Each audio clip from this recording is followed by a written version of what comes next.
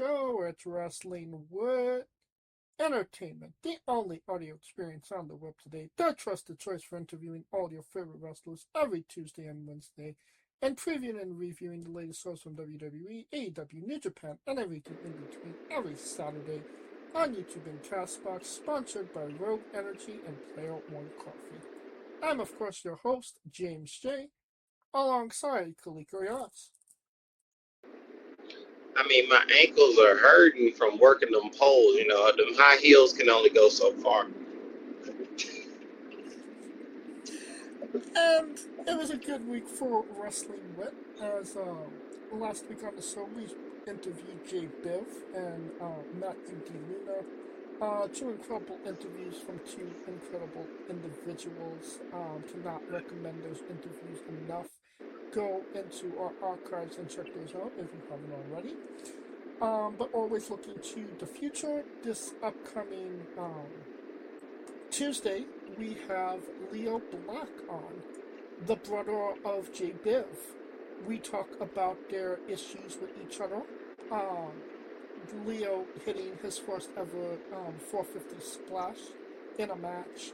His issues with the the JROTC. His faction, the Lethal Injection crew, his mental health struggles in pro wrestling, his aspirations to win his first ever title, anime, and a hell of a lot more. And then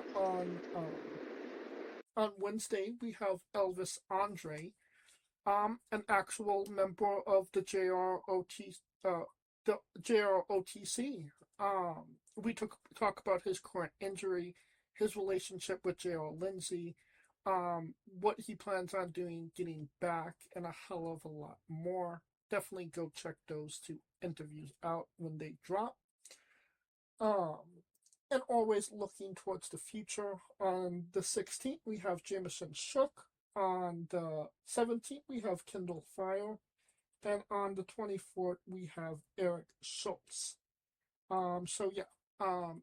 Things are looking great for our interviews for June. Definitely go check out our social media at Wrestling with Ebook to check out who we're interviewing, when we're interviewing them, links to those interviews, and more. All right, I think we're done putting ourselves over. No, Kaliko? I mean, putting yourself over, you about as big as the New York Knicks right now.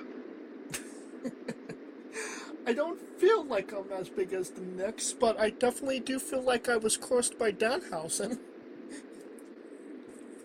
I mean, it's working on the Spurs right now, so let's.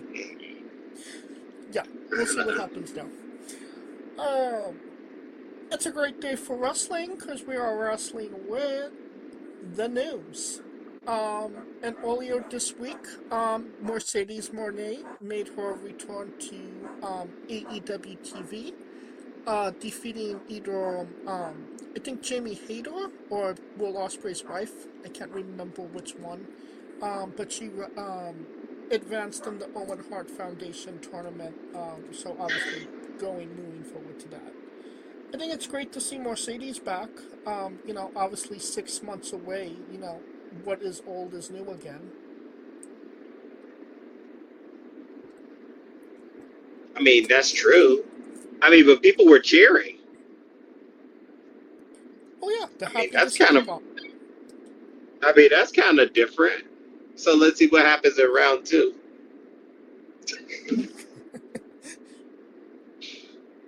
Well, I would say that, it's interesting because you can correct me if I'm wrong, but she won this tournament already. I believe she won it last year. Yeah, last year. Last year. So, I mean, do you kind of see her winning 2 years in a row?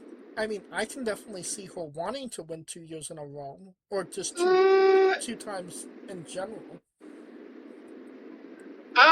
That's a great question. If they want her back in the title picture, that's the only way I could see her getting it back. Because I don't see it any other way.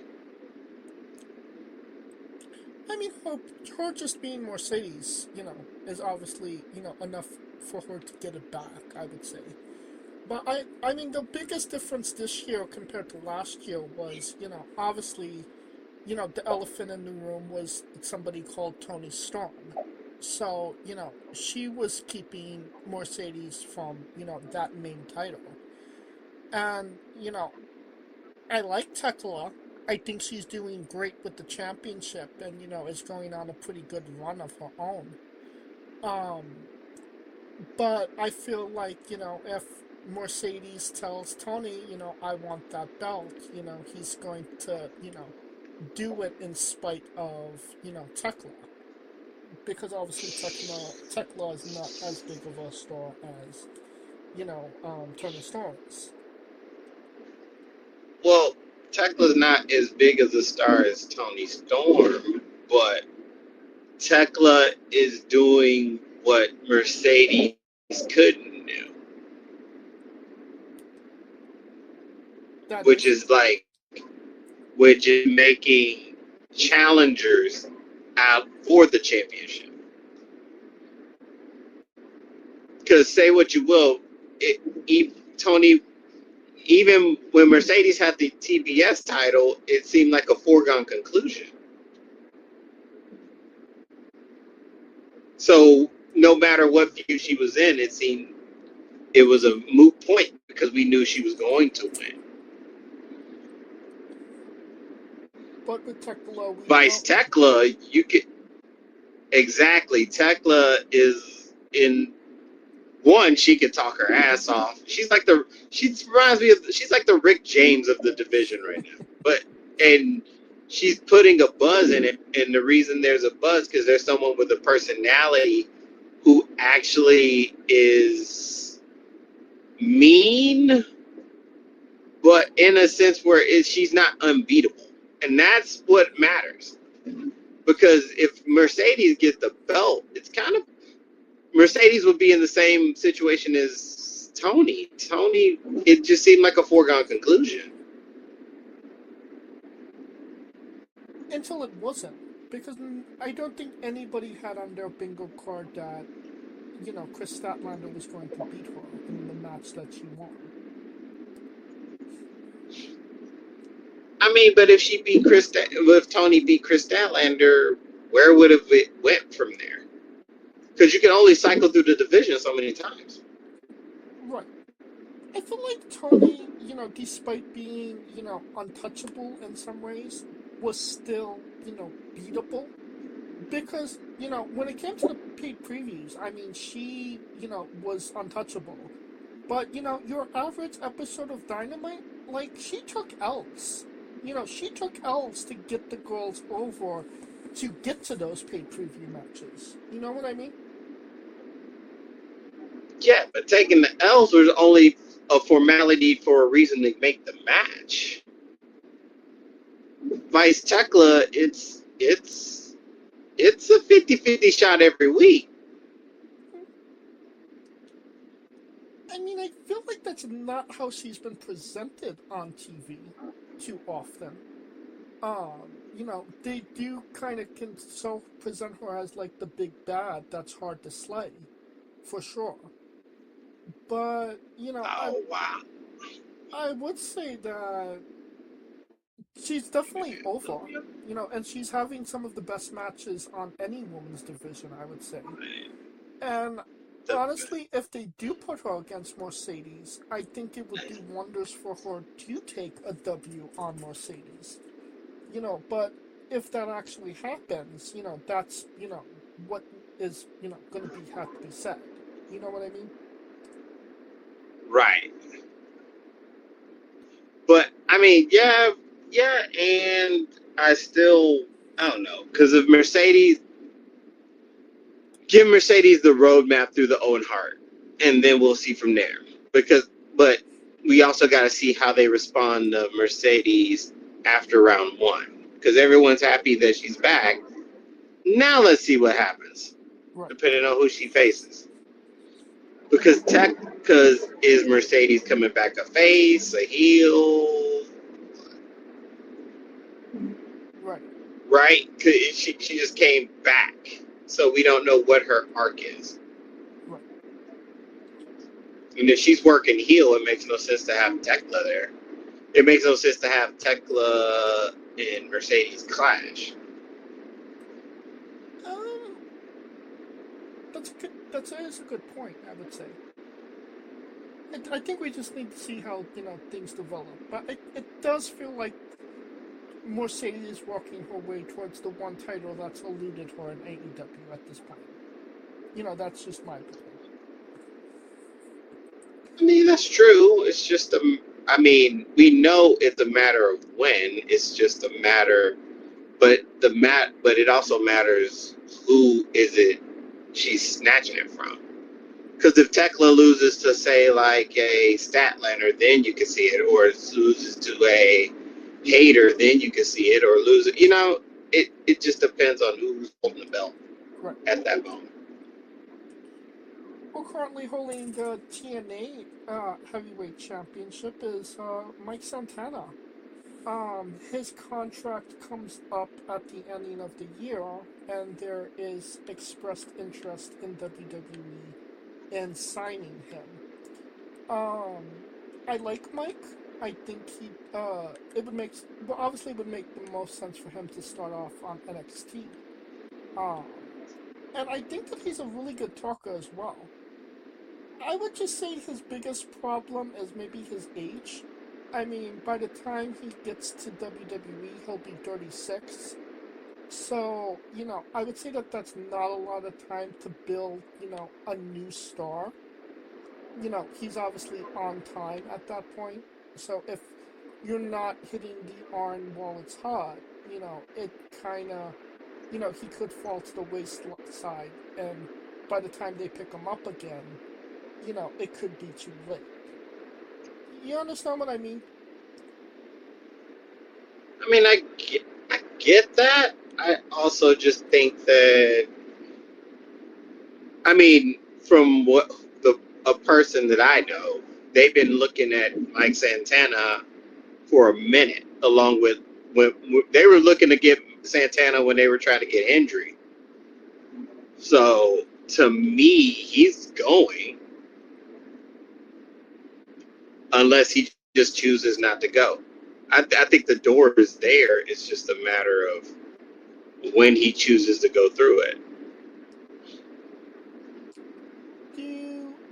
How do you think Mike would fare on WWE TV? I think he'd do really good on NXT, but like main roster, I would say, I'd like your opinion on the main roster part. I mean, I think.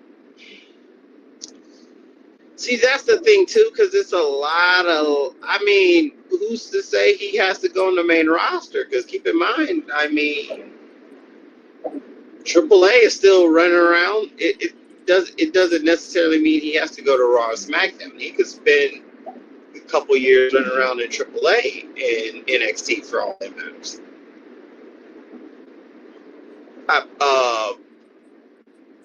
I think eventually he'll get there. I think he could fare decent. The problem is that the Latin guy in WWE is Penta. There's Penta, and then there's everyone else. Do you think he's gonna eclipse Penta? Nah. Definitely not. I mean, Penta just has that aura around him that is undeniable. I would say. I would say Penta got that swag. swag, aura, potatoes. But I would say that if anything's going to get Mike over, it's his mouth. He can talk like really good. And he gets people hyped. So I could say that would be his strongest attribute. I wouldn't put him on the same roster as Penta. So you're looking at SmackDown, and I would say, who's the biggest, Mexican star on SmackDown? And I mean, that would probably be Damian Priest, no? I mean, unless you're like, I'm trying to think, is Santana from VR?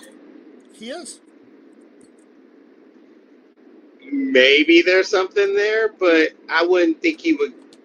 If that was the case, he would have just stayed with Ortiz.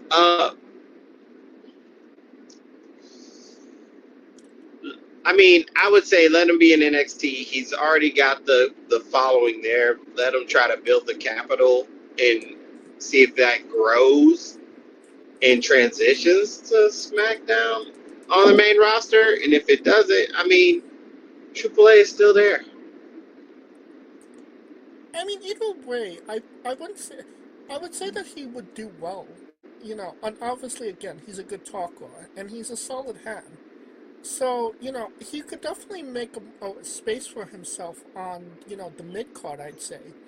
It would just be a matter of, getting, to that upper echelon if he ever does. You know what I mean? Um, uh, yeah, but I mean, they're already seeing. I mean, the talents, the powers that be are already eyeing him. Right. So, Well, I mentioned, um, Santana, maybe on the older side of things. And somebody else that's on the older side of things is LA Knight. And in a recent interview, he said that, he doesn't see himself wrestling past 50. He's currently 43 right now, I believe. So, that only gives him, 7 years left in the business. Um, some might not say that that's a lot of time. Um, I could also make the argument that Stone Cold entire WWE run was 7 years. So, I mean, it's enough time to do a lot of damage, but, they never seem to want to give him that ball. And, for whatever reason, they don't seem to like LA. Um, and I mean, the people love him, but it doesn't seem like they're giving him that chance. You know what I mean? um,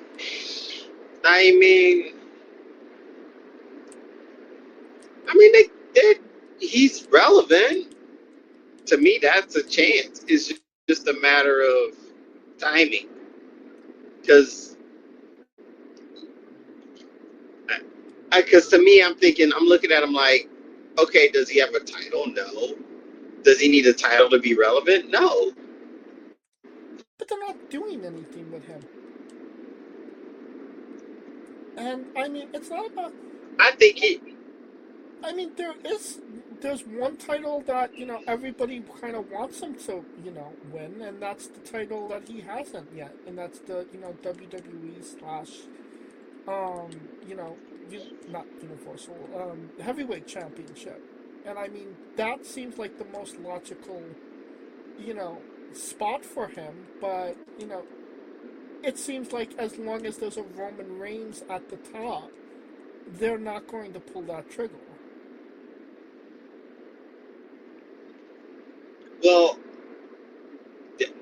that's one hurdle, and the other hurdle is that there's Cody Rhodes. It's like, okay, you're going to give it to him. Who are you going to take it from? To me, I don't think he needs a title to get over because he can get over by himself. I mean, he's already over. Uh, I see. That's what I'm saying. So that's my point. So if he's already over and without the title due to him that he hasn't already achieved in getting over, I mean, again, it's a matter.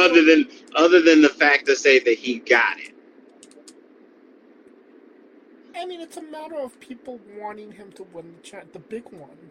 You put all this time and effort into a superstar and getting behind somebody, and they don't win it. It's disappointing. I would say you want to see your guy win the big one, and he hasn't. He hasn't even really come close to it.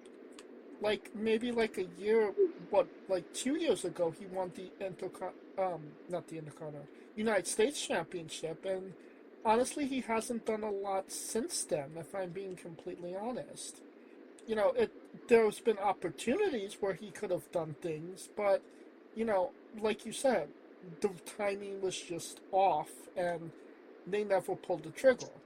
But, at some point, if you want to pull the trigger on somebody, you just kind of have to do it.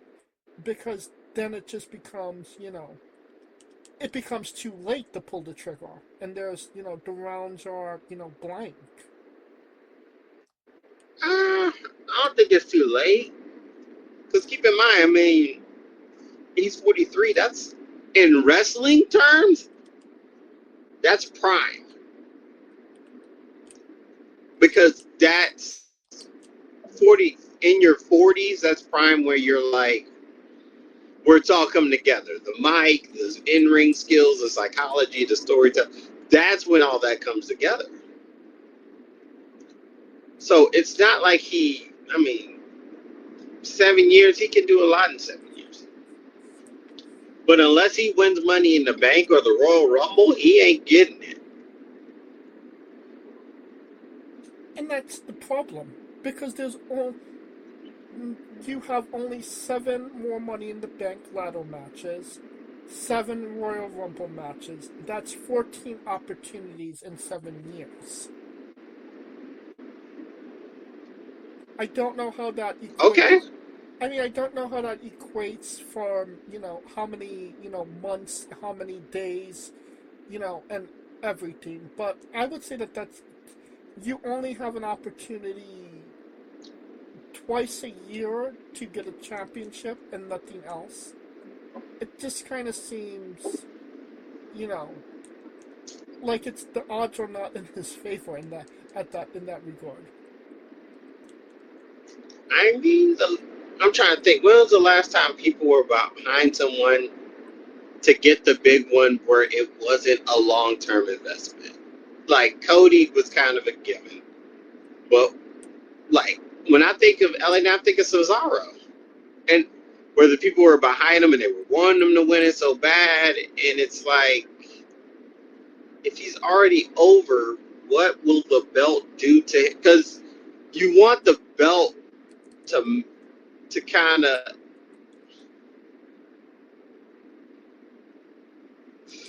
I'm trying to see, what stratosphere would LA Knight get into if he wins the belt versus what he is now?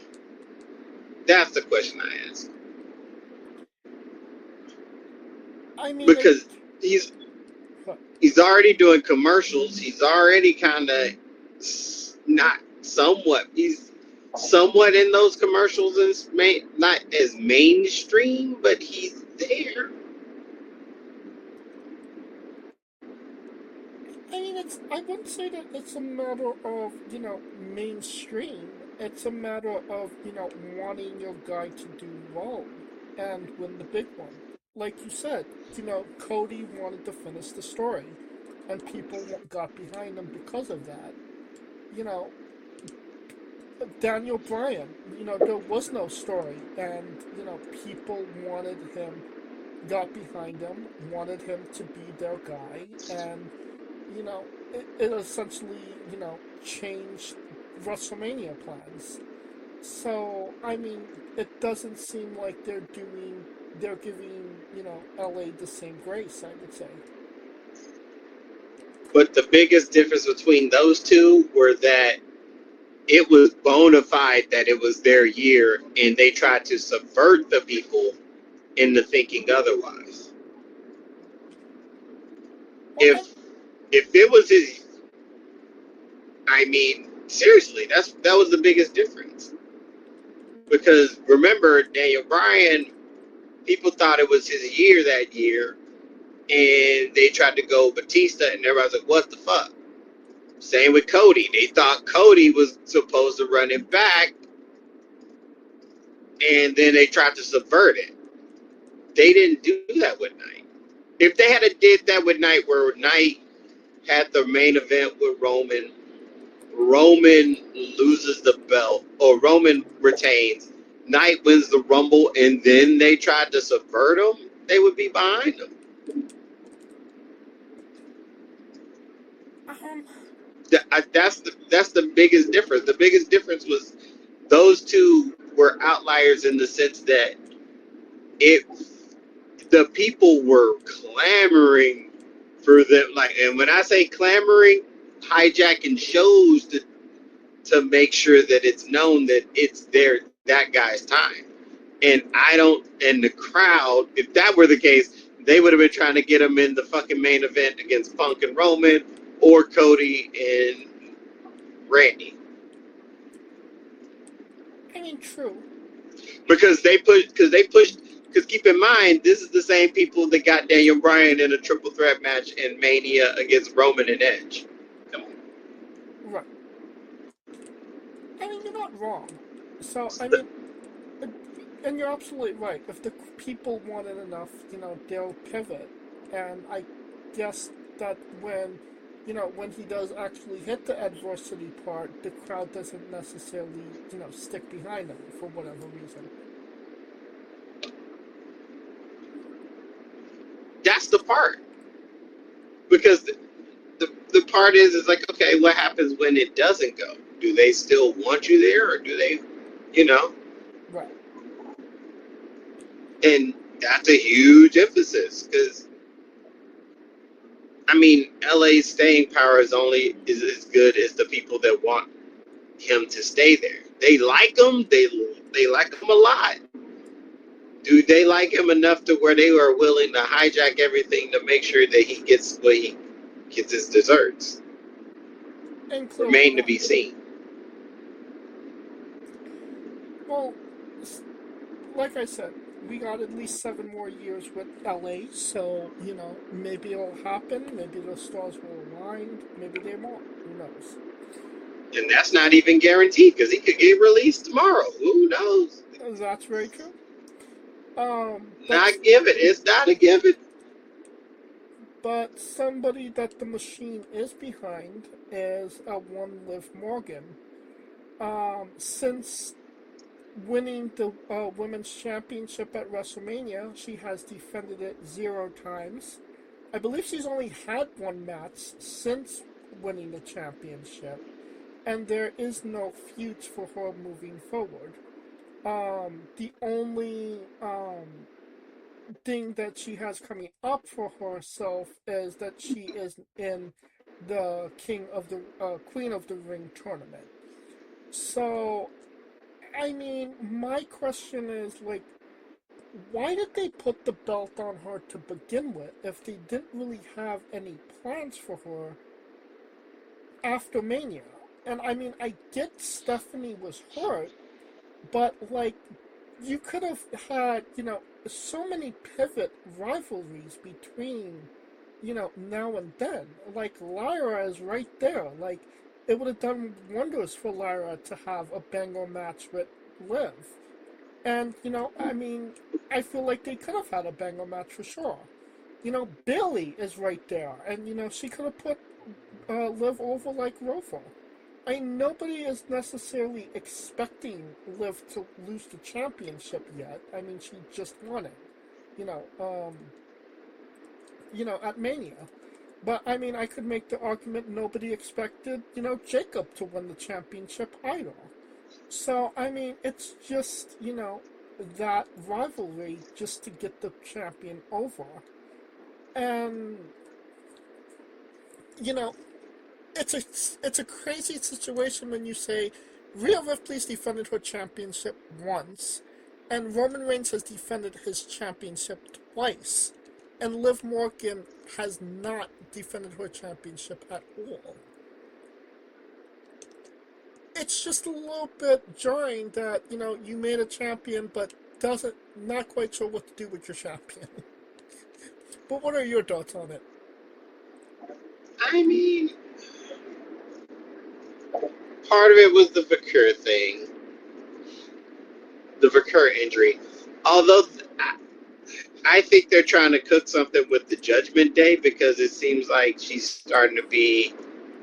Uh, well, how can I put this in reference? Um, she's starting to try to be like the David Ruffin of the Temptations or the Finn Balor, where everyone should be listening to her. And the friction that I saw with the Queen of the Ring with Roxanne losing is a beginning. It's beginning. Right. That's a beginning. So I see the rivalry coming from within until Stephanie comes back. Because keep in mind, this is just her and Roxanne, and then I still remember the seed that was planted between her and Raquel. So it's, it just depends on what angle they want to take. And I agree. I mean, but you didn't need to have, live in the Queen of the Ring tournament in order to get that rivalry off the ground.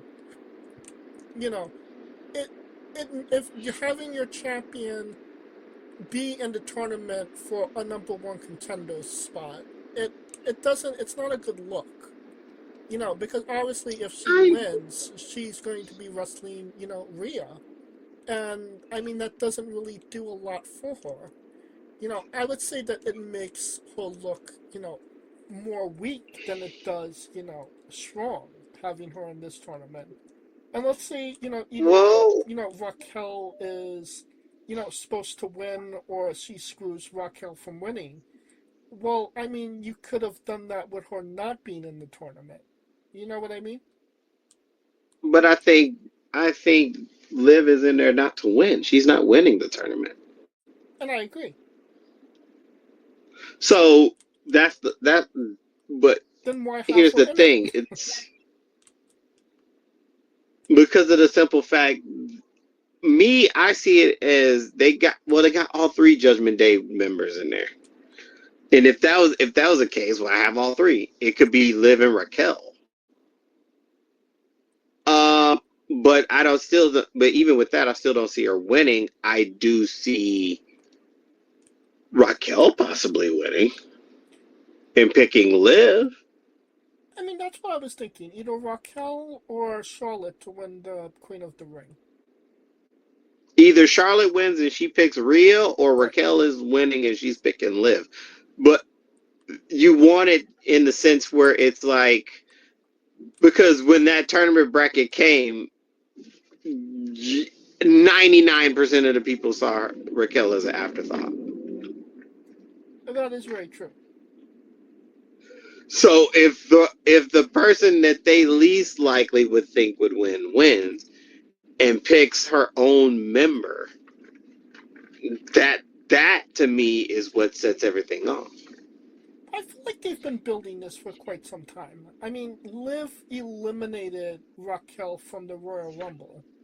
So, I mean, there's been beef. They've been building this for sure. Yeah. So, I mean, we'll see. And then Liv was always on Raquel's ass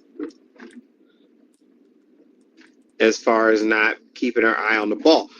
I see all of that. I just am also of the idea that Liv losing in the tournament humbles her. Because let's say, I mean, whoever she loses to at that point, I wish it was kind of New Japan style, but I highly doubt it was going to happen. Like a title shot would come from it, but a rivalry could come from it. I mean, only if she gets pinned. I mean, we're dealing with fatal four-way matches for all of these matches. So, I mean, the likelihood of her taking, an actual pin is, I would say, slim to none. Well, even if she don't take a pin, she could be like, "How come y'all wasn't helping me out there?" Because it's kind of like the whole Dom thing. What about me? Why ain't nobody helping me? I mean, and that's another guy that's, and they don't know what to do with right now. But at least he has, something coming on, the horizon. He will be defending the AAA championship against El Grande Americano. So, his, his card is, filled for the moment.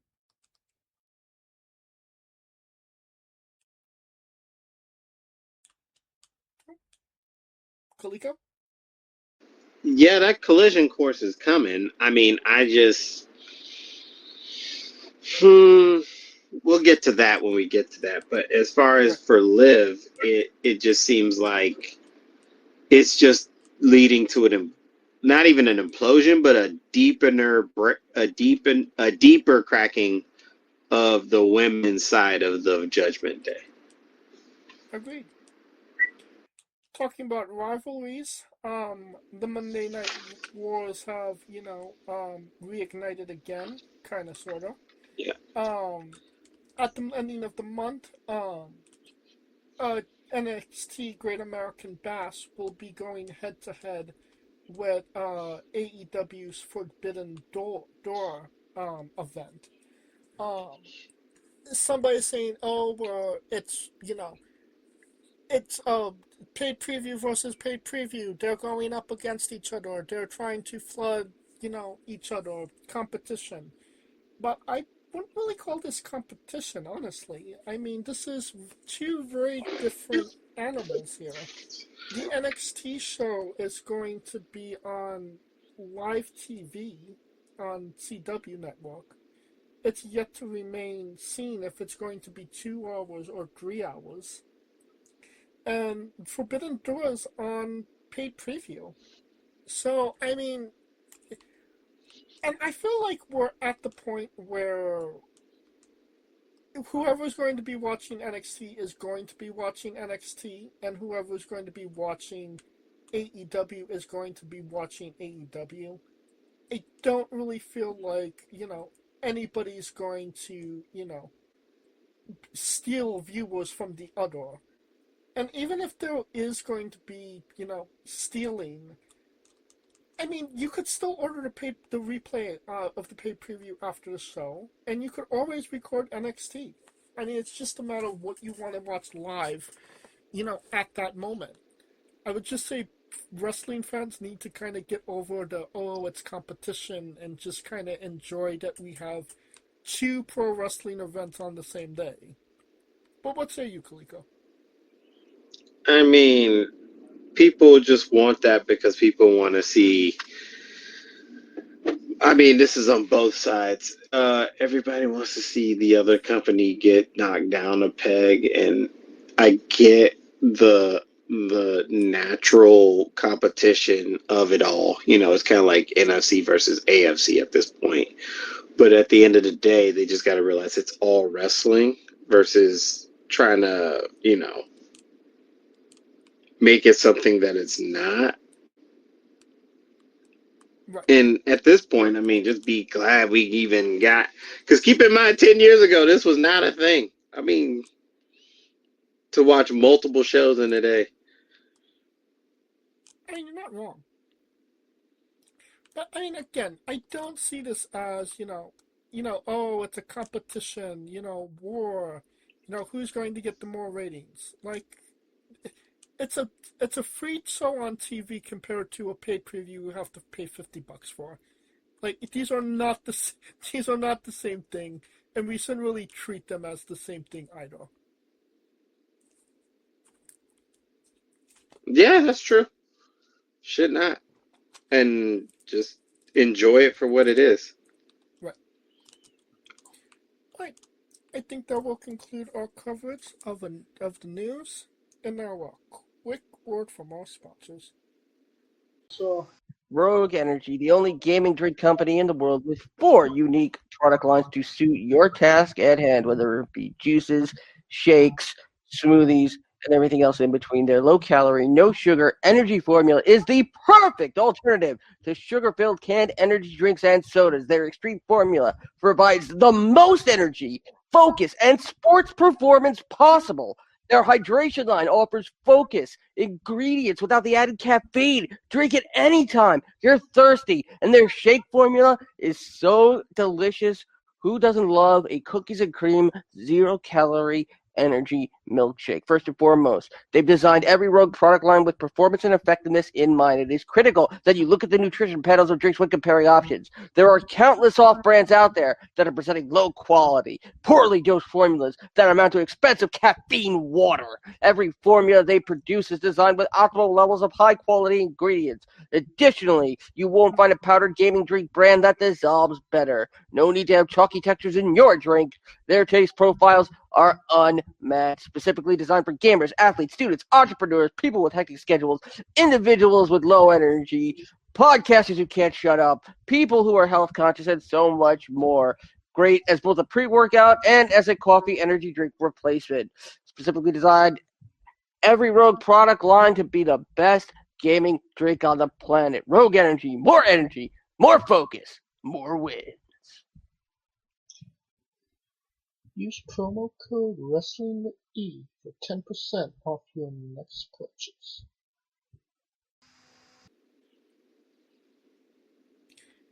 And we are wrestling with Triple A. What is the name of this show? Noche Los Grandes. There you go. Noches de Grande. It took place last Saturday, and it was in Arena Monterrey and Monterrey Nuevo Leon. And yeah, Mexico City for just.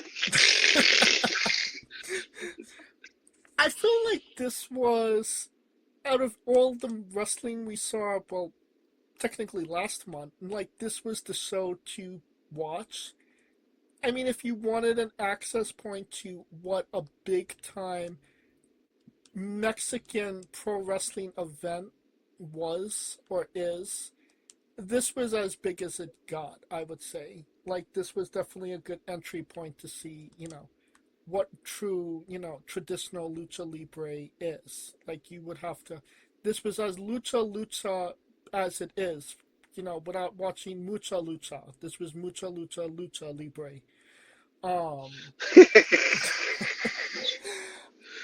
So, like, this, I think that this kind of hit all the marks that it needed to, the way that it did. So, all in all, I couldn't have complained. But what was your take on this show, Kaliko? I mean, personally, I've been telling you to watch this for like the last 5 months, so I don't. It's been around 2 weeks, 2-3 weeks. No, I've been telling you to watch it the last 5 months because that thing was it's been some shit. Plus, it gets your Spanish up. So, but anyways, but yeah, no, it's been, the stories there have been there, and it's been on. It is crazy. Because I'm like, wait a minute, the Undertaker can do this, but I'm also skeptical because remember, everyone was like that with Triple H, and then Triple H got in charge, and everybody kind of hate him now. So you don't know, yeah. So you don't know, is it because he's actually doing it and they're letting him cook, or is it they just not paying attention? And once it starts to try to be a money maker, they're gonna make him do shit that he doesn't want to do. You see what I'm saying? So it's Yeah. kind of difficult to assess, if you will. I mean, it feels like Taker is cooking like Michaels is. They'll let him cook, and he's cooking well. Obviously, but I mean, Triple H, it's too many chefs in the kitchen, I would say. Too many pivots, too many things that, too many masters to serve, and that's kind of why things are the way that they are. That is true. But yeah, who knew that Undertaker could fucking cook as good as he did, as he is? Or could it be him just sitting there going, you know what? I ain't got nothing to do with this. Y'all do this, and I'm just going to sit back and make some tweaks. Who knows? I mean, sure, why not? But let's get into it. First match on the card, Rey Fenix defeated Laredo Kid to win the AAA World Cruiserweight Championship in 11 minutes 52 seconds. It seemed a bit longer than that. I don't know why, but I mean, it was a good match. It was, like I said, as lucha as you could get in a match. Ray Phoenix and, Laredo. They lucha'd as much as they could lucha. And, I mean, it was a solid lucha match. Um, I think it was good. I kind of feel bad for Ray that, he signed with WWE just to be sent to AAA and win AAA championships when his brother is, obviously one of the bigger stars on the main roster and killing it as, Intercontinental Champion. But, again, I thought that this was a good solid match and a good solid match to start the show as well. What say you, Kaliko? Well, I've been the guy that's been paying attention to this shit. So essentially, the whole story was essentially about the Laredo Kid. The Laredo Kid was the longest reigning champion in that division at that time. Ray Phoenix they both kind of were on the spectrum of competition.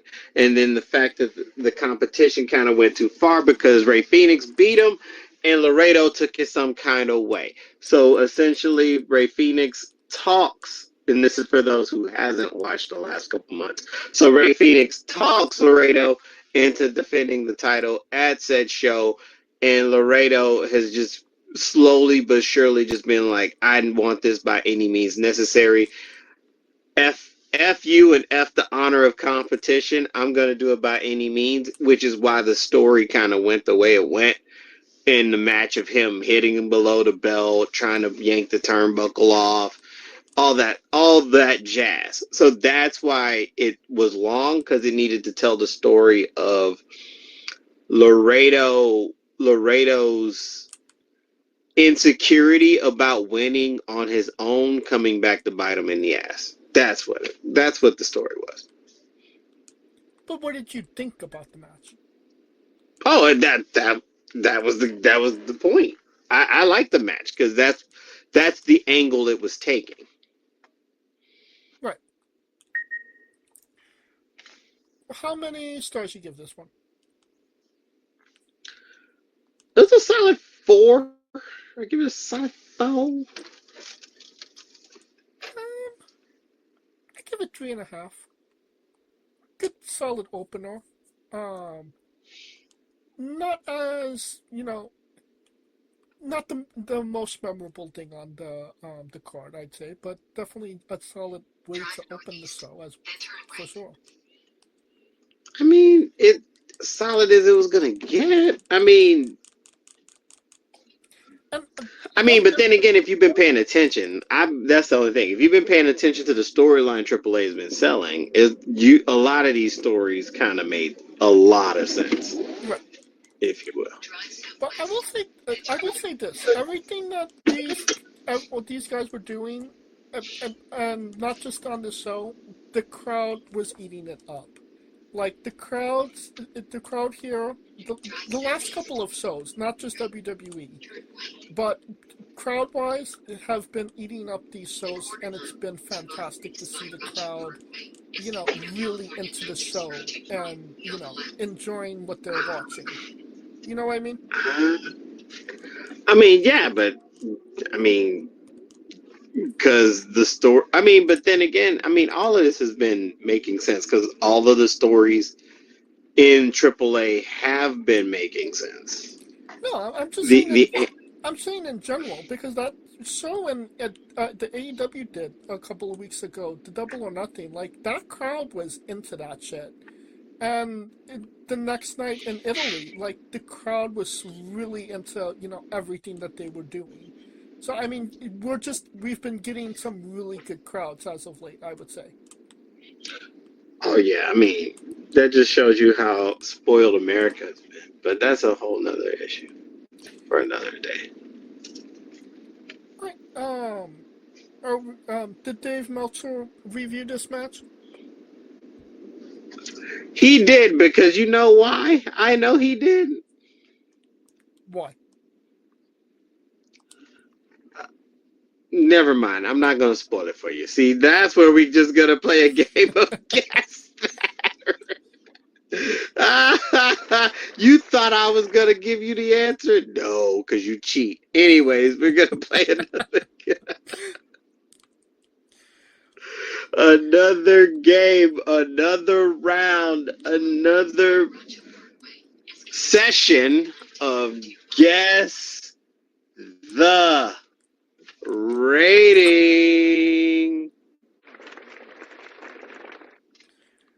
No hand clap, but we'll take it. I feel like Dave Meltzer was totally into this. 4.25. You cheating bastard. See, that's why I didn't want to tell you. See, right there. Do you see why now? Hey, I know. Unfortunately, I know what Dave Meltzer likes. Unfortunately, and this was right up his I know alley. what Dave. I know what Dave like. All right, we'll see when you get. We'll see. We'll see when it gets there. Next match, El Hido del Vikingo defeated El Hido de Dr. Wagner Jr. to capture the AAA Latin American Championship in 7 minutes and 19 seconds. And this was every bit of that 7 minutes and 19 seconds. Solid match. People know I'm not a big fan of Vikingo. And yeah, I think everybody played to their strength. Everybody did a lot of great work in this match. There was a lot of Gaga, with Omos coming out. Um, Dr. Wagner's brother, who is a big meaty man, and yes, he did slap meat with Omos. That was like a match in its own, honestly. Then we had a mini Vikino, which is actually bigger than the real Vikino. Um, and yeah, I think that consider again, I'm not the biggest fan of Vikino, but I did really dig this match, and I wasn't that mad that he won. So I mean, it just kind of tells you how good this match was. Just lots of Gaga, lots of craziness, and it all worked out pretty well, in my opinion. What say you, Kalika? Let's see. For those who hasn't probably watched the last 5 weeks or the last well, 5 months, Vikingo, of course, lost the title, and he's been on a tear, and he wanted to beat up Mini Vikingo. Mini Vikingo and him gets in a match. Dr. Wagner interferes in the match, costing the match, thus Vikingo setting his sights on Dr. Wagner, which is what naturally occurs because he stuck his nose in the business he shouldn't have. And the right person won because Vikingo wins it. It keeps him out of the title picture, per se. So he ain't got to worry about that part. But overall, it was a good match. Omos coming in kind of changed how it all went.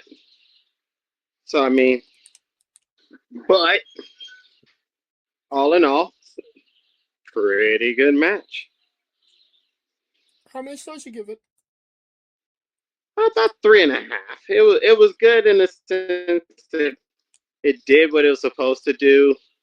Was it like all electrifying? No, but the storytelling was there. Um, I'll give this a 4. I think it was good for what it was. I liked the Gaga, and the Gaga was, good in this match.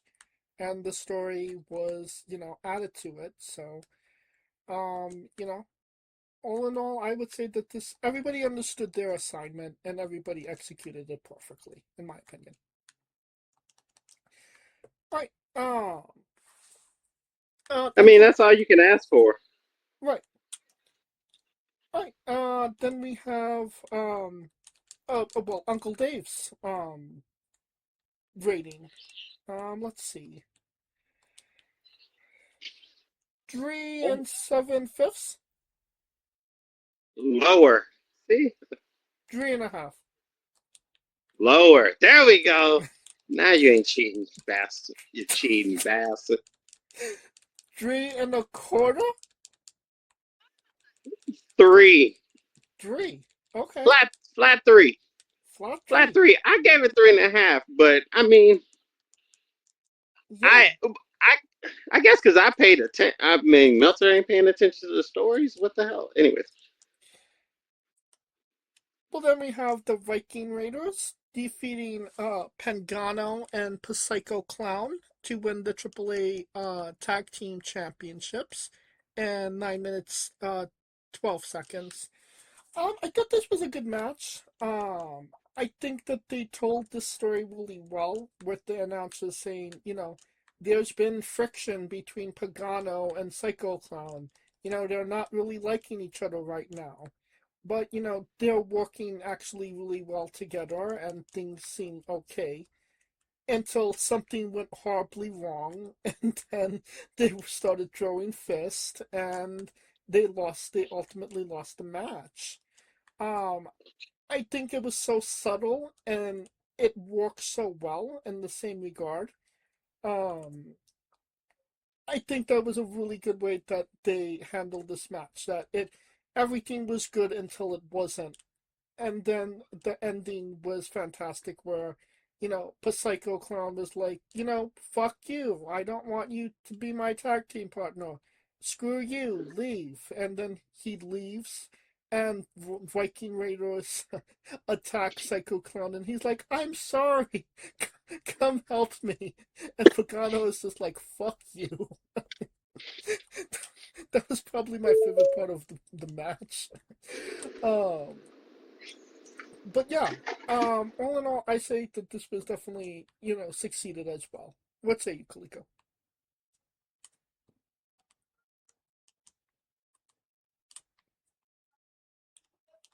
Oh, Kaliko?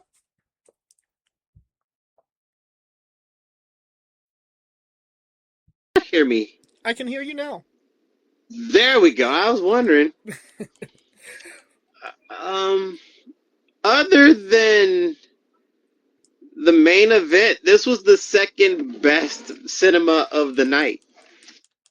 And for those who hasn't been watching the last 5 months, and when I say that, I'm talking to you, James. I'm just about ready to mute you at this point. Like, I get it. So what happened? What happened was the reason that this wasn't a one-time incident. This was the straw that broke the camel's back, because what was happening was the fact that the Psycho Circus, somebody been beating up and taking out the Psycho Circus, just like beating them up backstage, and for some odd reason, Psycho Pagano really thought it was Psycho Clown, so he spent all this time just getting in his ass. And when I say in his ass, it was like boot camp in his ass. Just like every time, it's all your fault. It's all your fault. It's all your fault. Why is this happening? It's all your fault. You did it. It's all your fault. You did. And one of the biggest what is it? The biggest parts of the story was when they were in the backstage and Pagano beats up, like pushes Psycho Clown, and they're sitting there having this argument, and Psycho Clown leaves, and then Pagano goes into the locker room and he sees the teammate beat up. So now he's stuck because he's like, I shit. It couldn't have been Pagano because Pagano was sitting right with me the whole time. You right? So that's where the friction point, because it was like, okay, is it Pagano? Is it not Pagano? That whole story. So now it comes to the tag match in which the Raiders took advantage of the fact that that one little thing, that clothesline wasn't it was a straw, but that was the biggest straw that broke the back, because it was just like Pagano froze because Pagano, already getting months of being berated, was more worried about Psycho Clown was getting berated all this month. He's sitting there freezing, thinking, oh shit, he's just gonna get on me even more. To which he did after the match. Which, see how that works? So now they're coming to blows, and Pagano's like, you know what? I'm gonna be the bigger person. I'm out of here. And then that's when Pagano gets beat up, and he's like, please come help me. And Pagano, a Psycho Clown, for all intents and purposes, was every bit in the right to be like, bitch, now you want me? Fuck you, I'm gone. That was fucking gold. That was gold. I don't care what you. Now the match, the match wasn't the greatest, no, but the match was important because that's what needed to.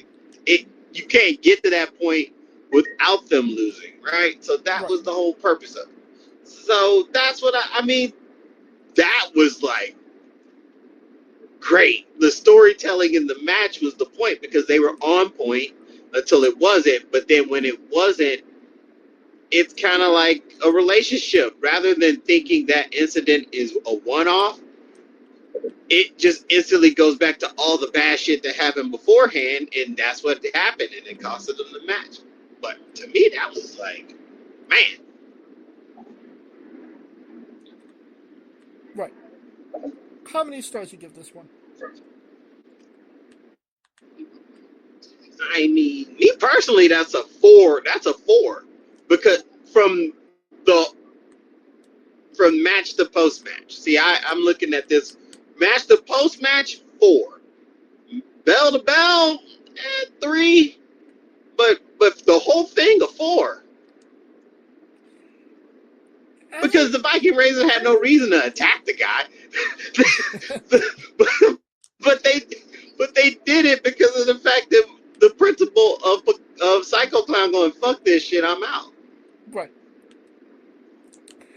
I kind of agree with you. The match itself wasn't very memorable. Was probably the least memorable thing on this card, but that moment was just fantastic, where he's just like, "Fuck this shit, I'm out." I feel like if I'm just judging the match, it's a 3. Judging it by the extra little added thing, I'd say 3.5. 3.5. But then again, you weren't paying attention. I've been telling you the last. I told you 5 months ago. Do y'all? I was like, Triple H, they doing some shit down there. They doing some shit down there. I mean, but even before even Dominic won the title, like they doing some shit down there, dog. They doing some shit down there, dog. Uncle Dave, 3 stars. Lower, 2.5.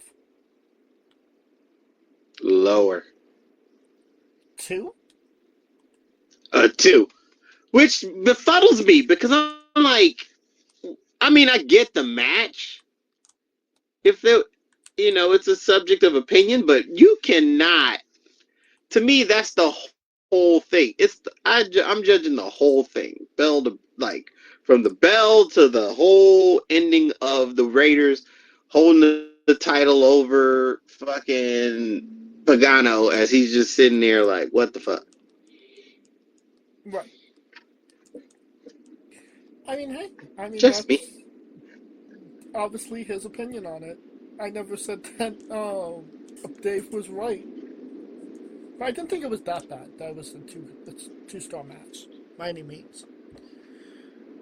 Alright, and then we have the main event, the last match, the reason we were all here, the reason we bought a ticket. El Grande Americano defeated the original El Grande Americano in a mask versus match, no disqualification match. It lasted 33 minutes and 17 seconds. And in all honesty, this was literally the best match of the whole week, maybe the whole month. Maybe is it too soon for match of the year? It definitely it definitely delivered what it promised, And I feel like this is what wrestling should be, because like you have two. This is what lucha libre main event should be, which is crazy because both guys are not Mexican. In a mask versus mask match, obviously the biggest match in lucha libre, and you know who both guys are, and everybody was willing to suspend their disbelief to enjoy a rivalry, to enjoy what was presented to them. And I think that that's just fantastic in its own. I think the match itself was fantastic. I think these guys beat the crap out of each other. There was a lot of Gaga. Obviously with the Creed brothers coming in, and then Rio and Bravo. Then Pinanella, came in and got their comeuppance. Everybody got their Pepe. comeuppance.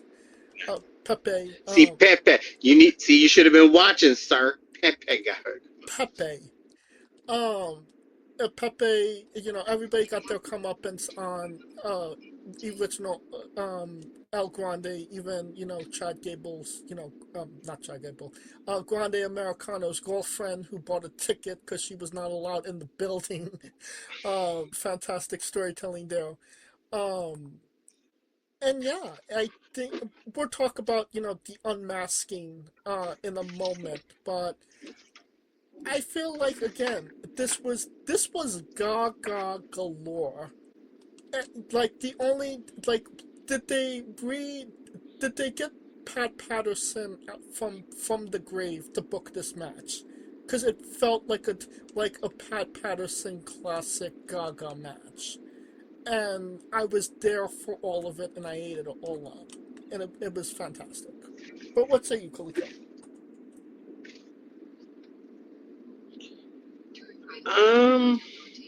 There's one thing I disagree about with that, Okay.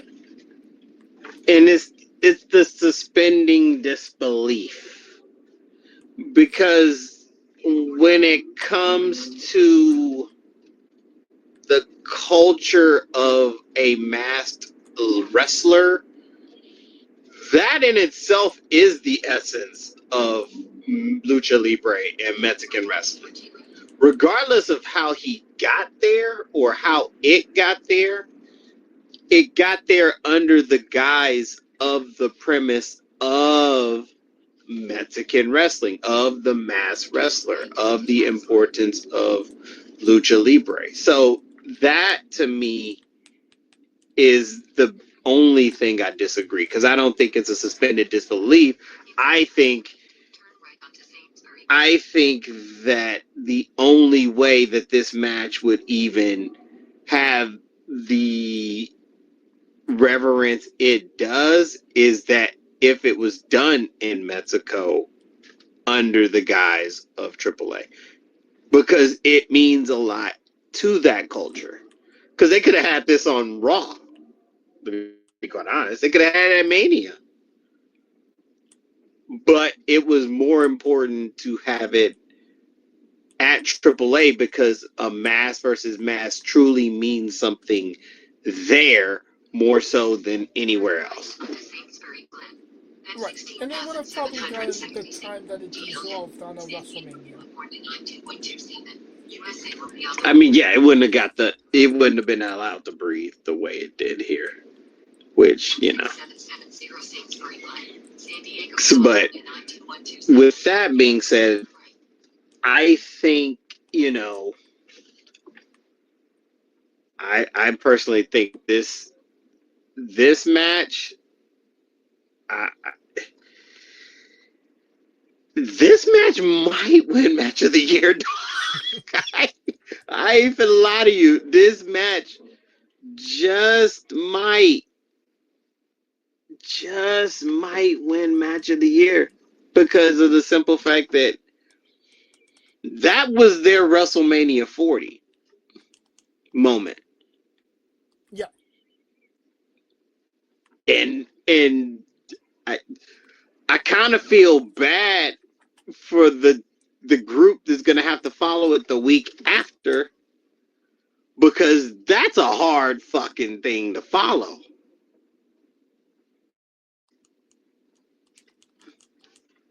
Right. Very, very hard. It's going to be uber hard to follow that shit. I feel bad for him. I feel bad for whoever got to follow that shit. I think that they recorded the But matches prior to that, so I don't think that they they did all of that and then they had matches afterwards. no, there's a second night that's this Saturday. Yeah, that's right.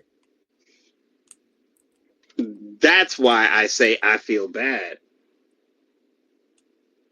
because they got to follow that. Oh yeah. I mean, you're not wrong.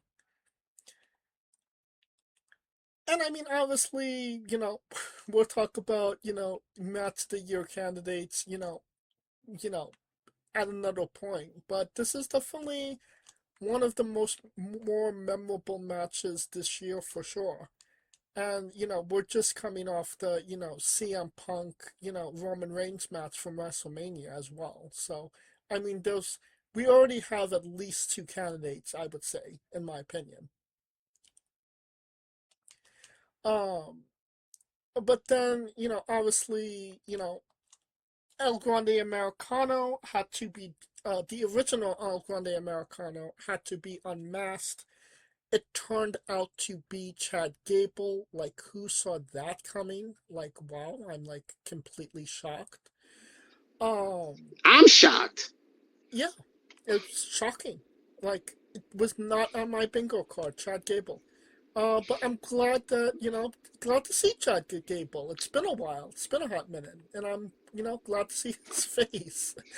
I know the last time I saw him was against Vikingo. See, think about that. The last time he fought him, people were loving Vikingo. Right. So, I mean, I would say, and I mean, it's crazy because he dropped that mask and he actually got a face pop. Like, that crowd really, like, turned him, face, I would say. The way that they gave him that admiration and that respect to say, yeah, like, we know and, we appreciate what you did as this character and, giving him his flowers. Like, that was, even in losing the match, he kind of won, if I'm being honest. It was just a fantastic moment for him to unmask, reveal that he's Chad Gable. I would hope that WWE would maybe capitalize on that. Obviously, he's coming off of a major event. Maybe do something with it. But I mean, that's always been like a major problem when it comes to Chad Gable. Whenever he, you know, hits that glass ceiling, they elevate the ceiling on him. Whether that be, the Gunther rivalry before 40, or, when he was El Grande Americano to begin with, and, obviously he got injured, and, whoever took up the mask, did better than him afterwards. So, I really hope that this is a moment where Chad Gable actually does get, some recognition and maybe, an actual push. Thoughts? I, uh, it, he's gonna get it, and the reason being is not because of him unmasking, is what he did after the mask. Is what he said after he got unmasked is what's gonna get him going. Because if you saw on SmackDown, he talked to Ray Phoenix and was like, "Hey, man, he's kind of getting this attrition thing, and that's what it is. It's just like he's trying to get the atonement back. Um, Now you're hoping that the atonement that he gave to the Mexican crowd, that crowd cheering carries over onto the main roster, and it can, as long as he's dealing with luchadors, because of the simple fact that that's who he is atoning to. Does that make sense?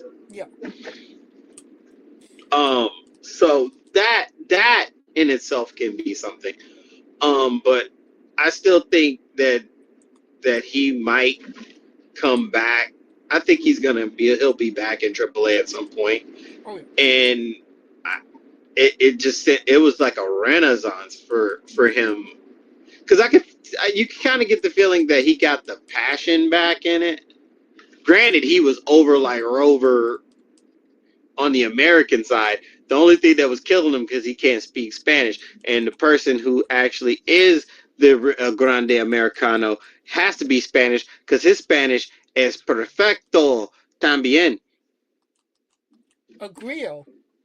Mi español es muy terrible, pero el Grande Americano de español habla muy perfecto. Bluma.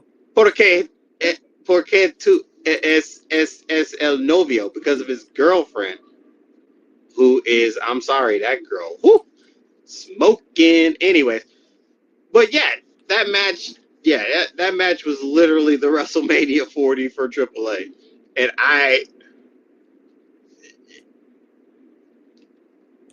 two matches. Who would have thought that the two matches that are candidates, or at least in my opinion, that are candidates for match of the year, both came from WWE, and one of them was from Mexico. So that kind of tells you what's going on wherever that may be. But it also just shows that if you give a story time, it'll tell itself. They had 6 months. Because keep in mind, this story was a story from the Rumble, but even then, it told itself. And for those who did not watch the last 5 months and only picked up from the Royal Rumble, what was happening was the original El Grande was kind of pissed that the El Grande in Mexico was there, so he was just going around backstage whooping everybody ass, which is why the whole Pepe beat the shit out of that person, put them in the hospital, and then that was when Pepe was like, do it for the Mexico, por su gente, por la país, for the country, do it for the country, you're the guy, you need to handle this. And therefore he took it upon himself to handle it, and it became this thing where they were kind of going back and forth, but then he beat up the handicapped comedian who got his comeuppance by whooping him with the cane, and then Andrea was helping the damn handicapped dude, and Chad just was about to whoop her ass, and that's when that all went really off the rail. That's when it went off the rail, because El Grande, that's his girl. But I'm wondering if El Grande gonna get on Ludwig for doing that, because Ludwig just got caught in Florida with his chick. So I mean, he's got more smoke after this anyway. But that's a whole nother subject. So then, of course, El Grande got the girl fired to go over a weak point. And then they weren't supposed to hit. And then he puts the shirt on this girl and that whole thing. So it basically sold itself in that. But yeah, that was cinema. My son who doesn't know a lick of Spanish was like, oh, shit. Like, we were watching that match, and it was like, what? Like, it's funny, because he was watching AAA. I was watching the whole thing. He just wanted the mask versus mask, which was crazy. But it lived up to the hype. It lived up to... Was it a little hardcore-ish? Yes, but it worked in the sense that it just showed the disdain that they had for each other and how much they wanted to, like... Because shit, they were basically, you might as well have took the mask off mid-match the way they were yanking the motherfucker. Oh, yeah. So, shit. So, Gable was literally, his mask was literally hanging by the forehead. that was already busted the fuck up. So I mean, Right. but You know, yeah, match did it. Match did it. That match did it. like I said, this was definitely like old school pro wrestling, and even the ending with El Grande celebrating with the kiss from his girl, and the confetti and the fireworks and the adulation from the crowd. It just felt like a picture perfect moment. The only thing I could kind of compare it to in recent memory was Cody finishing the story. You have somebody you relate to, and somebody you want to see succeed. you know it's almost impossible to get everybody on the same page nowadays, unfortunately. Everybody thinks Mm-hmm. differently from each other, but you get Mm-hmm. that one thing that gets people to say, well, I identify with this Mm-hmm. guy. Like for Cody, Mm-hmm. finishing the story. Everybody, I don't care who you are. Everybody has a story that they want to finish, and they got behind him because they wanted him to finish his story. And I think El Grande kind of has that lightning in the bottle right now when it comes to that. Obviously he's going to, the match with Dominic coming up, so I can't imagine that's not a big match for him. I don't know when that match is. But yeah. It's gonna be at it's gonna be at Triple Mania. Okay, so in September. Yeah, it's going to happen at Triple Mania. It's not even a question. Now, whether it's going to be in Vegas or Mexico City, that's a whole different animal. But it's going to Probably happen. Mexico City, I'd say. If I had to guess, yes. Yeah. How many stars you give this one, Kaliko?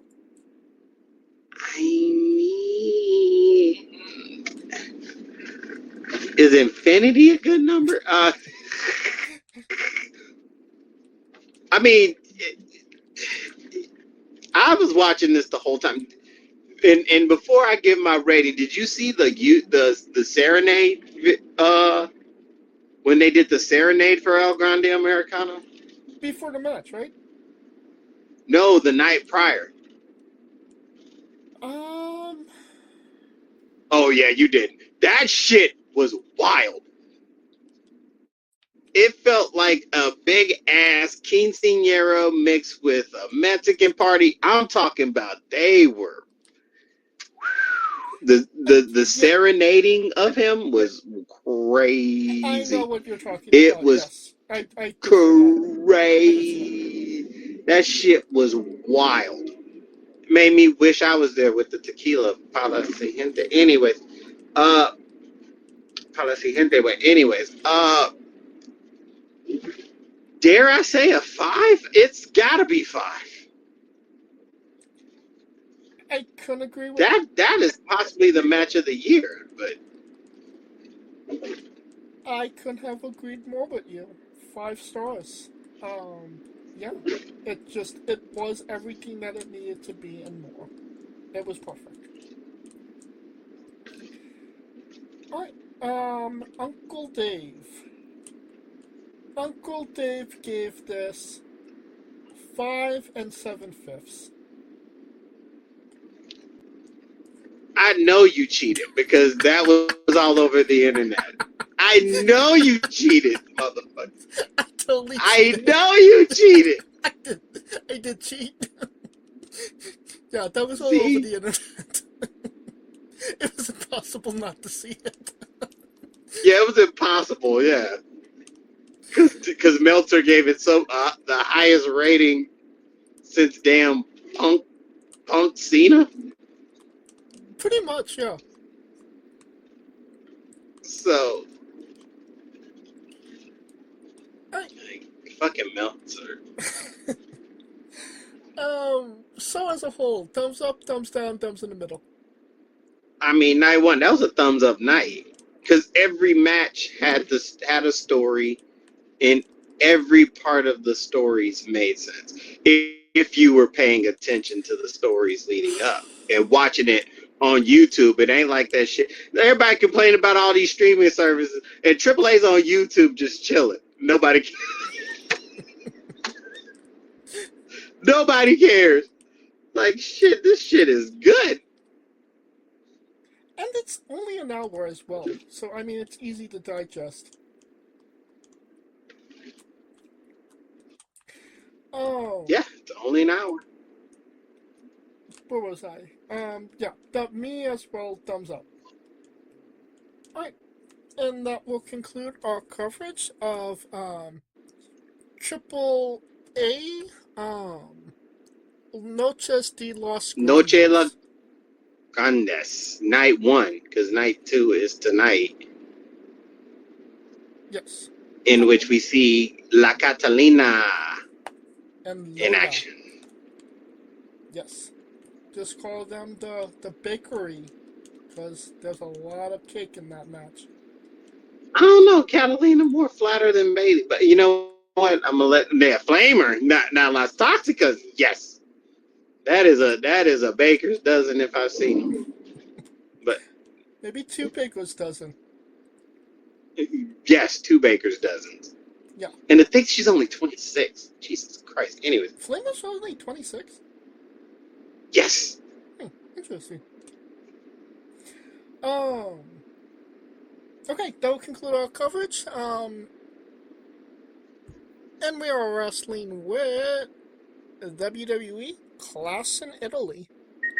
Took place last Sunday in Turin, Italy, in the Napal Arena. And yeah, I mean, this was as formulaic of a WWE paid preview as it gets. 5 matches. I wouldn't say that it was bad, but it definitely wasn't what I was maybe expecting it to be. And I would say that the crowd definitely enhanced some of this, because if they didn't, it would have been maybe more of a chore to watch. But I wouldn't say that it was bad either. So I'm kind of mixed about it. What do you say, Kaliko? It was okay, but thank God for that crowd. Right, but I mean, you were watching this on a phone while you were dealing with people that are, angry as well. So, I mean, you might have a different perspective than me. Dude, it was on a Sunday. Wasn't that many people out there voting angrily. But anyways. Well, So I was able to catch the whole thing. Well, at least there's that. Let's get into it. Cody Rhodes defeated Gunther to retain the undisputed WWE Championship in 11 minutes 35 seconds. Honestly, decent match. Nothing spectacular, I'd say. They had a good match. I would say that I didn't necessarily like the finish. Just, I get where they were, protecting Gunther. That makes absolute sense to me. But I feel like having his foot be on the rope be a hidden thing until you see, the replay, kinda, like, I didn't think that was necessarily necessary. Like, you could have the same match, but have the camera view of, his foot on the rope, and have the announcers call it beforehand, so something's not right, but it's getting called. And then there was just that wonky spot where he took his leg from underneath the rope as well, which, I mean, it's still didn't change a lot, but it's still a bit wonky, I would say. But I mean, it was just okay, if I'm being honest. Nothing to write home about. But what say you, Kaliko? I mean, yeah, the same. Feelings the same. Although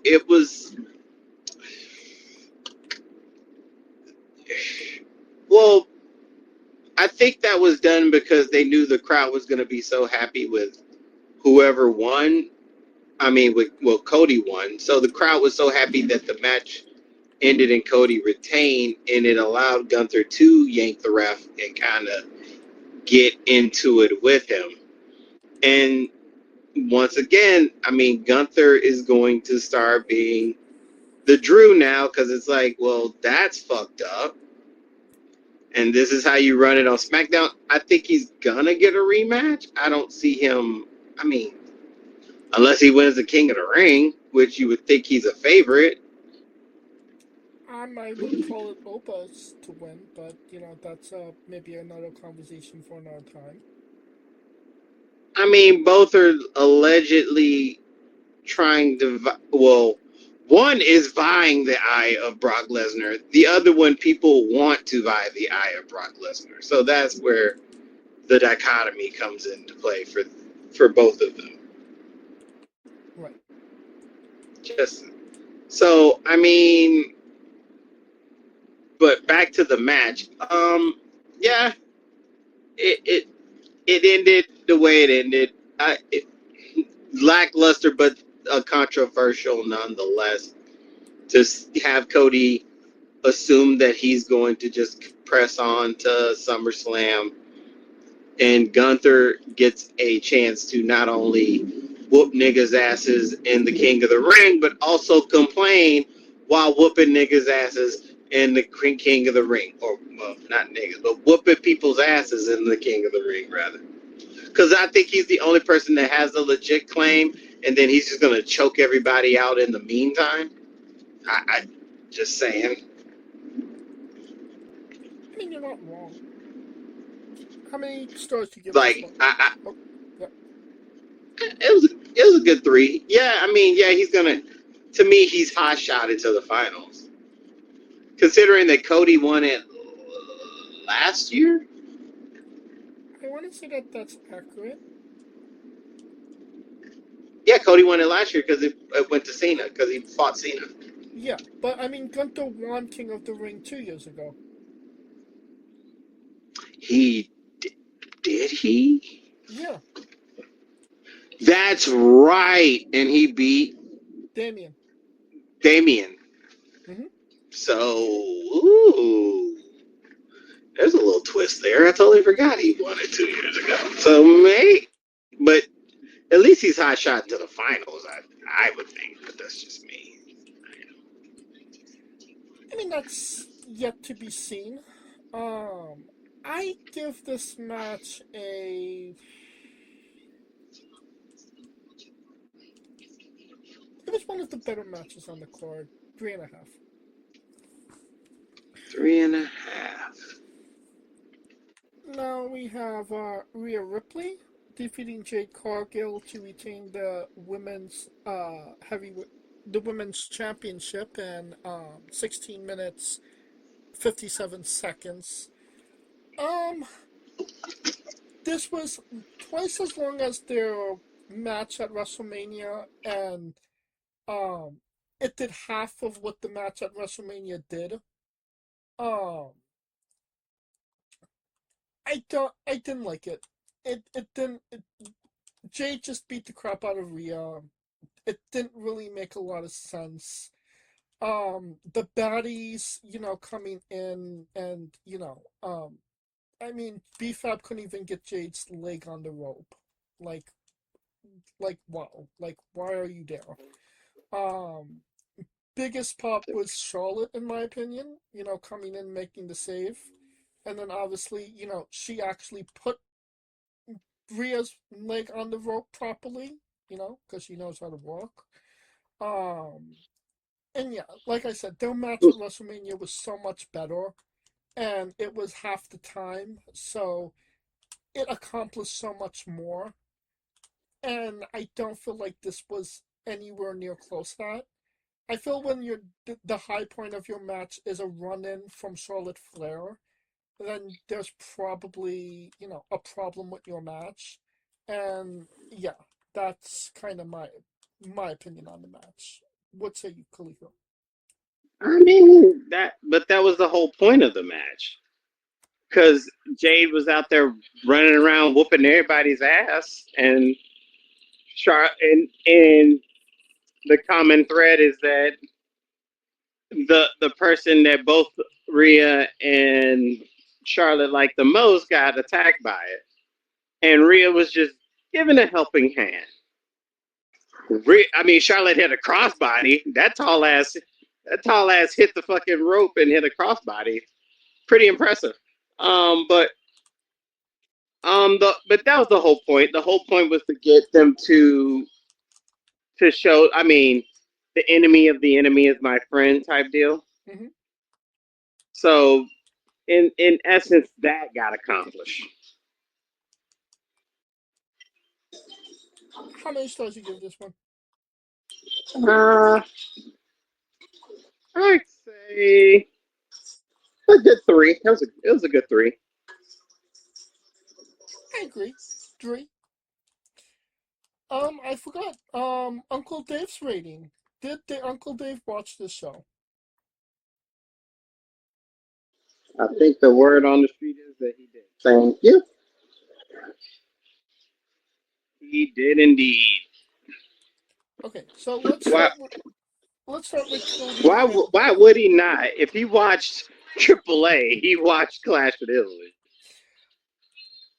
let's start with Cody and Gunter. Um, 2 and 7/5. Higher, 3 1/4. higher. 3.5. 3 7/5. Oh, Nice to know you're not cheating. Nice to. I don't think he was behind Rhea and Jade. 2 and 7/5. Mm, let's see. 2 7/5 is your guess.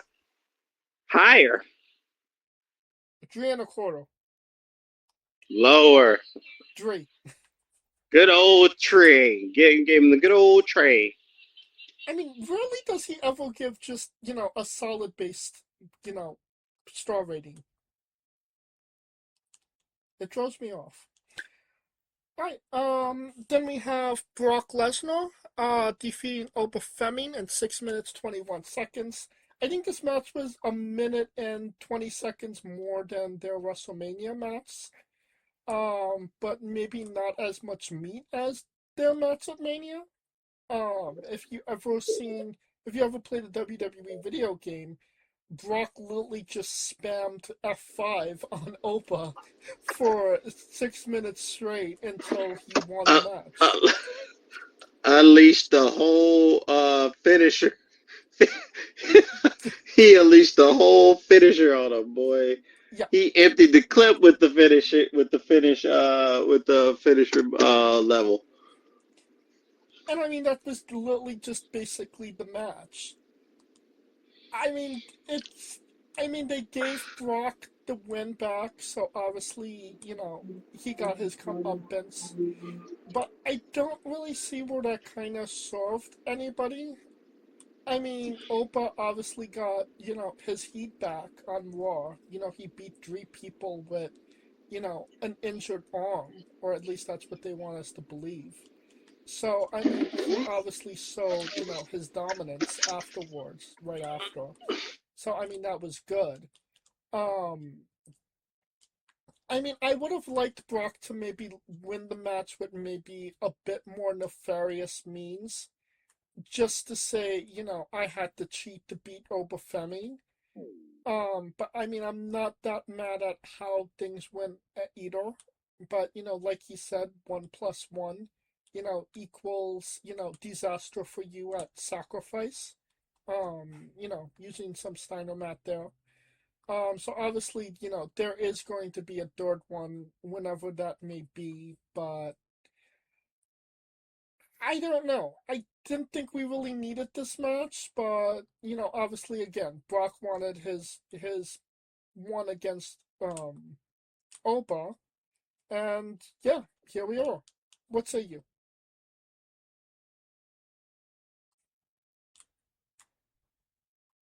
Oh, did we lose Kalika? Was Kaliko here even here to begin with? We do not know. Who knows? Do I know? Wait a minute, what happened? Oh, respawn. Respawn. God damn it, you didn't hear any of that? Apparently not, no. Son of a bitch. Well, would you like to reanimate? Ay, ay, ay. Okay. I don't know where you picked up from, but uh, what I was saying was it gave more of a desperation for Brock, because when was the last time you seen Brock just like straight up before the bell rang go wild up on the motherfucker? True. Yes. Like that speaks more about how, to me, it spoke to me more about how desperate Brock was for the win and how insecure he was in using a method that he usually never used. Because when he the dude, he's waiting on you. Come at me, bitch. I'm fucking you up. Right. But the simple fact that he just like, before Oba even took his damn chakras off, he like, nah, I'm coming after your ass. Right.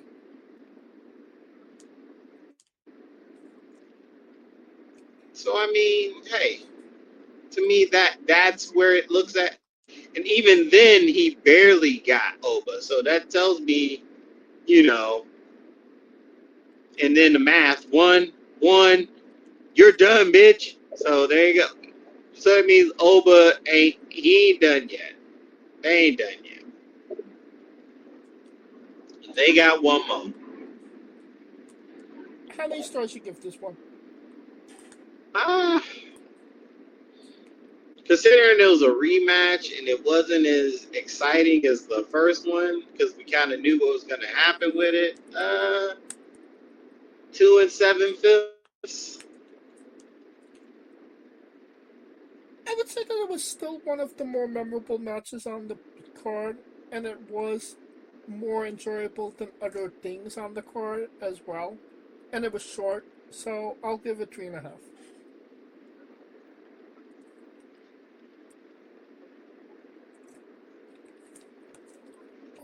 Alright, Uncle Dave. I feel like me and Uncle Dave might be vibing here. 3.5. Higher. 3 7/5. Higher. 4? Gave it a 4. Okay. Alright, Sol Ruka defeated Becky Lynch to win the Intercontinental Championship. Um, gonna be honest, the match wasn't as good as it could have been. It did kind of seem like they were kind of just going through the motions until, the very end when Soul hit the, Soul Snatcher. That definitely got a pop.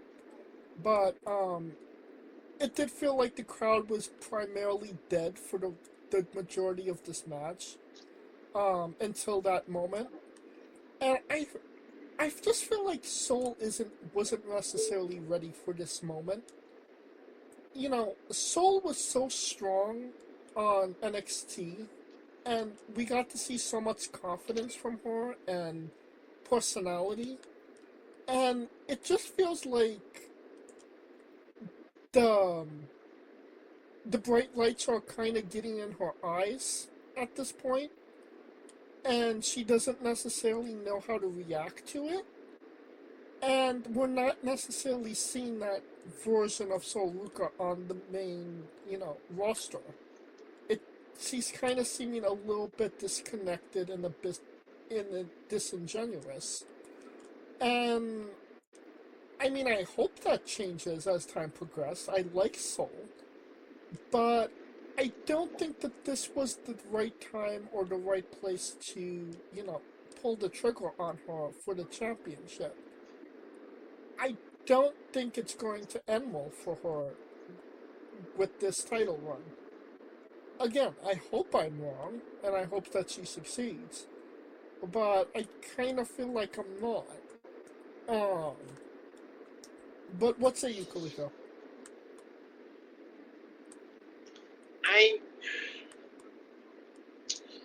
To me, it screams that either I don't think it's a Triple H thing, but I think it could be a Triple H thing, could be a TKO thing. They felt like they did enough building her up before Becky Lynch by having her on Saturday Night Main Event and the Royal Rumble and so on and so forth, right? Like, I think that they felt like, oh, she's been teasing here and there. So when she gets there, the people will know who the hell she is.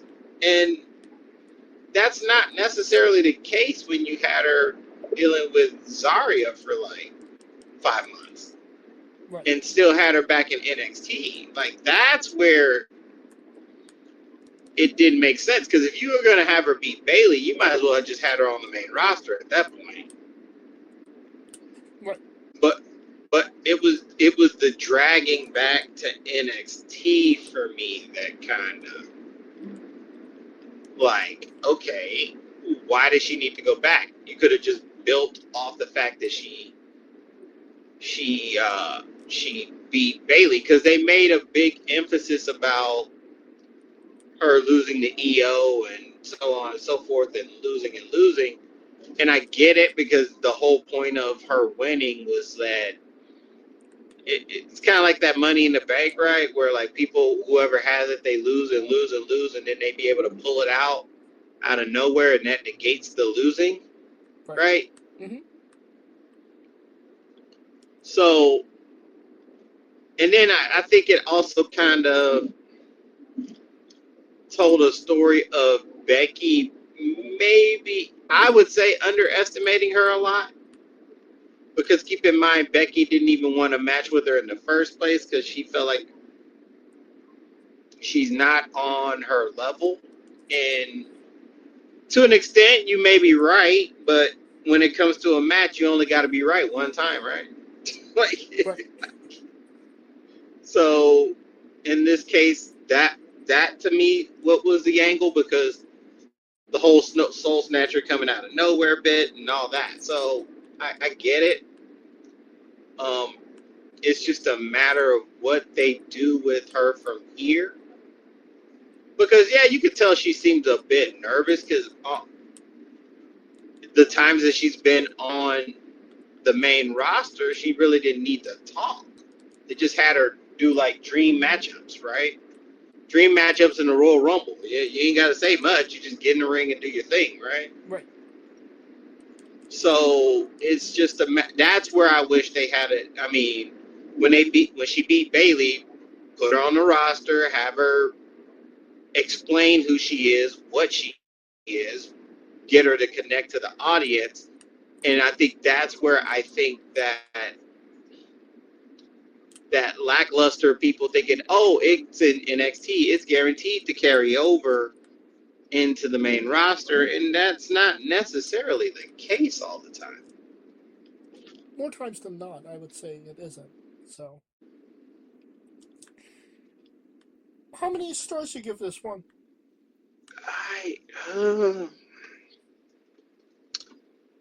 Title match, 2.5.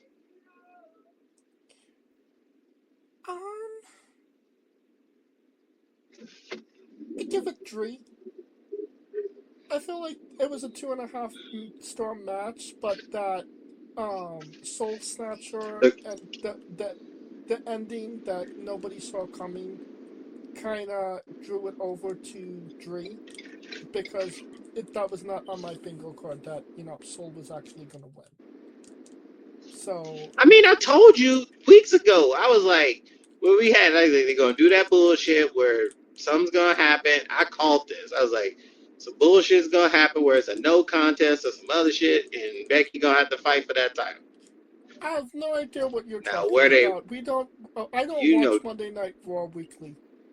But just like it was on Triple H. Saturday Night's Main Event, Just sir. like That's Triple how I H. know you. Lies. Like AAA, I haven't watched pro wrestling in 6 months. You have Yeah, to get me to damn. watch this shit. Hot damn, son. What the hell? I have no idea what's going on. In the words of Austin, hot damn, kid. Yeah. So yeah, 3 stars. And that brings us to Dave Meltzer. Dave Meltzer. I feel like you're vibing with Dave. 2.5. Higher. 3. 3. Okay. So I was vibing with Dave. Yeah, you were vibing. I wasn't. I rarely vibe with Dave. I know. Now, that brings us to the main event. Except for the Grande match, I guess. I think Dave was vibing a little too much to that match, if you know what I mean. I know.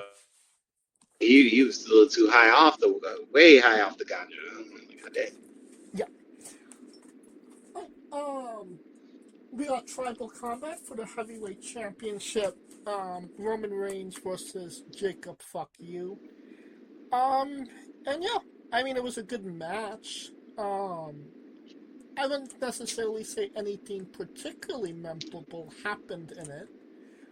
There was a couple of good spots. It was a brutal match. There was a couple moments you think maybe, maybe Jacob actually can win this match. But essentially, just to get Roman over again, I don't think a lot of people expected him to win. And yeah, nothing has changed. So again, good match. Roman always delivers solid matches for sure, but I didn't think it was a particular memorable match either. What say you? I mean, yeah, it was solid. I think the biggest key in this Roman run is that he could do it on his own. To me, I mean, that's what it seems like to me. That seems to be the biggest anchor of all of this is that like he's trying to be a chief that stands alone and can do it on his own. So I mean, you got to give it to him there. Fatu gave one hell of an effort. If Money in the Bank was next month, you could have made the argument he would have won it. But that ain't the case. So we are stuck with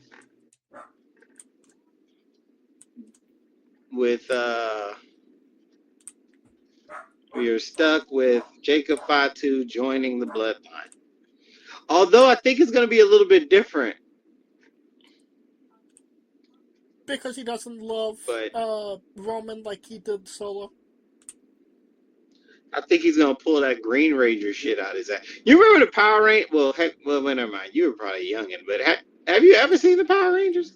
I'm not a big Power Ranger guy. Never really have God been. damn it. So I can't really say I know what you're talking about. So you won't even get the reference of what I'm going to say, because he's going to be like the Green Ranger when he first jumped into the Megazord and just start whooping everybody ass within. Yeah, that's what it screams to me. See, once again, youngin', man, goddamn youngin'. Anyways, it's not a youngin' thing. It's I don't like Power Rangers thing. Like if you would have thrown a Dragon Ball Z reference at me, I would have fucked with it for sure. I can't put what Dragon Ball Z reference happened where the guy joins the team just to fuck them all up within. That is a good question. I mean, there's probably an anime reference there somewhere, but I can't think of it right now. Oh, Lord.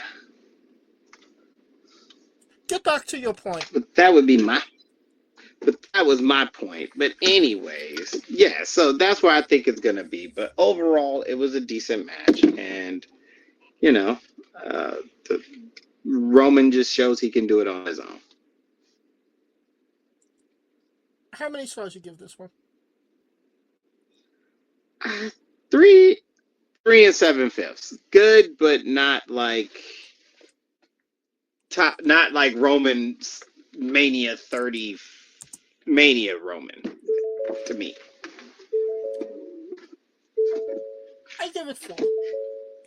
I'll go the whole way. Give it 4. It was solid. There was nothing, offensive about it or anything that didn't make sense to me. All the psychology was good. It just wasn't as memorable than other matches that either guys had. Just my opinion. All right. And Uncle Dave, 4 1/4.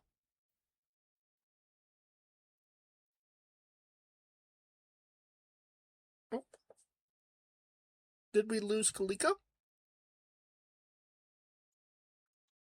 Is Kaliko still there? Was Kaliko there to begin? Yes, There you go. I'm always here. All right. So Meltzer's rating. Let's see what you can guess. 4 1/4. Actually, lower. 4. Lower. 3 7/5. 3.5. Me and Dave was vibing for once. Okay. I did not expect such a cold review from Uncle Dave. Okay. Well, I mean, compared to, because you're comparing Roman to Mania Roman. Granted, he can give good matches. I mean, but well, I get the point of what they're doing with the match and the necessity, but was the match really the tribal combat element necessary if we knew Roman was going to win anyway? I mean, it wasn't. It was only really a way to. It was a plot device to get Jacob another title opportunity, and that was literally it. Yeah. Right. Well, this show as a whole, a thumbs up, thumbs down, thumbs in the middle. They better thank God that crowd was in it, because goddamn, boy. Goddamn, kid, that crowd is what saved it. So, thumbs up, To be thumbs quite down. honest, that's what I said. In the middle, they got it. Okay. I didn't hear that. Better. All right. I couldn't agree more. Thumbs in the middle. This show left a lot to be desired, I would say. I mean, the only thing that saved it was that crowd being as, on fire as they was for it. But I don't think that this was the show that I wanted it to be, unfortunately. For whatever reason. And for that reason, yeah, it has to be thumbs in the middle. Alright. I think that will conclude our coverage of Class in Italy in this episode as a whole. Thank you for listening. If you like what we're doing, please like, subscribe, comment, but on YouTube and Castbox. This was sponsored by Rogue Energy and Player One Coffee. Join us next Tuesday, this upcoming Tuesday, I should say, as we interview Leo Black, this Wednesday as we interview Elvis Andre, and join us every Tuesday and Wednesday for new incredible interviews, and follow the show at Wrestling with E, both on X, Thread, and Instagram for information on who we're interviewing, when we're interviewing them, links to those interviews, and so much more. Follow me personally at JamesJ993. Where can we find Kaliko? I am Kaliko, and in a cast, because, working these poles had my fucking ankles hurt. You know what I'm saying? It's hard to get on the pole and shake when your ankles are hurt. Well, at least you got those dollar bills to pay your medical bills. I got them dollar ballots. I mean, that'll be Shake your money if maker. that accounts for anything, shaking that money maker, shaking these legs for them ballots, baby. For Caligula Yachts and Scooter Dust, I'm James J, and this has been Wrestling with Entertainment. Where them ballots at? Where them ballots at?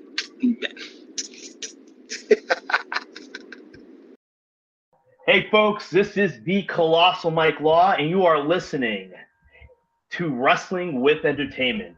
Enjoy the show, support these guys. We appreciate it very much. We'll see you at ringside.